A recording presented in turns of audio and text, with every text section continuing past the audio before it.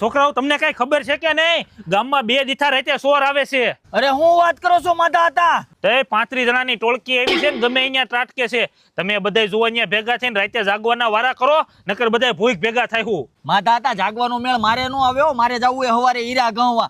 શેરીમાં બીજા ઘણા રહેશે એને કયો ને, અને આ ધના શેઠ આવ્યા એને કયો ને.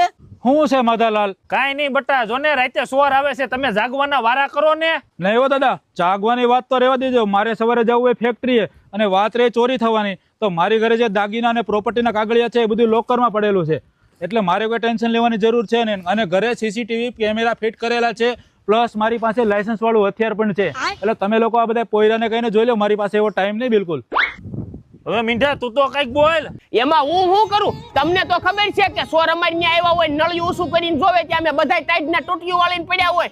સોરને એમ થાય કે બીજી વાર જાહું તા બિચારા હાટું ધાબળા લેતા જાહું.